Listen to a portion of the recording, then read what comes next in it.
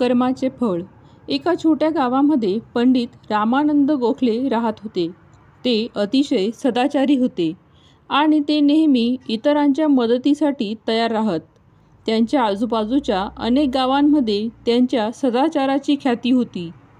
पंडिताला रामस्वरूप नावाचा एक मुलगा होता. रामस्वरूप एकुलता एक असल्याने त्याला खूप लाडाने वाढवलं होतं आणि त्याचमुळे तो खूपच चंचल आणि खट्याळ झाला होता. पंडित रामानंदांची खूप इच्छा होती की त्यांचा मुलगा विद्या प्राप्त करून त्यांच्यासारखा सदाचारी बनावा आणि पूजापाठाचे काम करावे. परंतु वडिलांच्या इच्छेविरुद्ध लाडका रामस्वरूप नेहमी खोड्या काढत होता. पंडित रामानंद गोखले त्याला समजावण्याचा खूपच प्रयत्न करत होते, पण रामस्वरूप दुसऱ्यांच्या खोड्या काढणं आणि वाईट कृत्यांमध्येच आनंद मिळवत होता. शेवटी निराश होऊन पंडित रामानंदाने आपल्या मुलाला समजावणंच बंद केलं. जेव्हा कोणी त्यांच्या मुलाची तक्रार घेऊन येत असे तेव्हा पंडित आपल्या घराच्या मुख्य दरवाजावरती एक खिळा ठोकत असत. काही दिवसांतच दरवाजा खिळ्यांनी भरून गेला. एके दिवशी एक आंधळा वाटसरू रडत रडत पंडित रामानंद यांच्याकडे आला. पंडित रामानंदाने त्याला येण्याचं कारण विचारलं. तेव्हा तो म्हणाला, एका पंडिताच्या मुलाने रामस्वरूपने त्यांची काठी हिसकावली आणि त्यांची पोटली विहिरीत फेकली. हे ऐकून पंडितजींना खूपच दुःख झाले. त्यांनी दरवाजावर पाहिले आणि लक्षात आले की त्यात फक्त एकच शेवटची खिळा ठोकण्याची जागा शिल्लक होती. पंडितजींनी त्या आंधळ्या वाटसरूची माफी मागून त्याला निरोप दिला. मग एक खिळा आणि हातोडा घेऊन दरवाजावर खिळा ठोकला. तेवढ्यात रामस्वरूप तेथे आला आणि आपल्या वडिलांना त्याने विचारले, बाबा, तुम्ही हे काय करत आहात? पंडित उदास मनाने म्हणाले, बेटा, मी तुझ्या कर्माची गणना करत आहे. तेव्हा रामस्वरूप आश्चर्याने दरवाजावर लावलेल्या खिळ्यांना पाहू लागला आणि विचारले, बाबा, हे सर्व खिळे माझ्यामुळेच लावले आहेत का? या प्रश्नावर दुःखी होऊन पंडितजी म्हणाले, होय माझ्या नालायक मुला, हे खिळे तुझ्या दुष्कर्माचे सूचक आहेत. पंडित रामानंदने आपल्या मुलाला समजावले, बेटा, वाईट कृत्य सोड आणि परोपकार व सत्कर्म कर.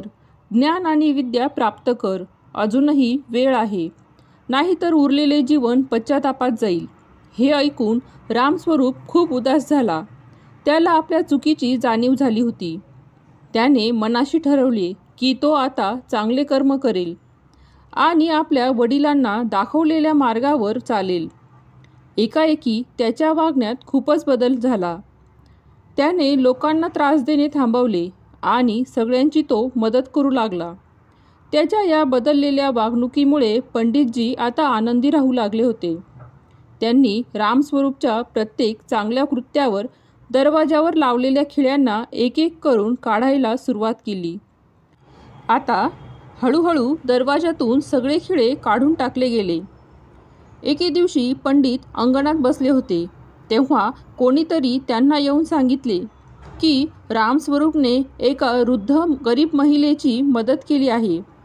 ही बातमी ऐकून पंडितजी खूपच प्रसन्न झाले आणि त्यांनी उरलेल्या शेवटचा खिळाही दरवाजातून काढला. तेवढ्यात रामस्वरूप तेथे आला. तो आपल्या वडिलांकडे आणि दरवाजाकडे पाहून म्हणाला, बाबा, सगळे खिळ्यांना काढून टाकलं, पण त्यांच्या खुणा मात्र दरवाजावर कायमच्याच राहिल्या. त्यावर पंडितजी म्हणाले, बाळा, वाईट कृत्य सोडून दिली तरी देखील त्यांची बदनामी मात्र कधीच पुसली जात नाही.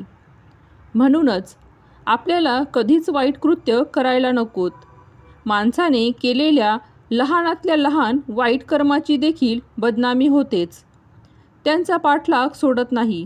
जसे की ऋषी वाल्मिकी यांचे प्रारंभी जीवन हे नेहमी त्यांच्या परिचयात नमूद केले जाते.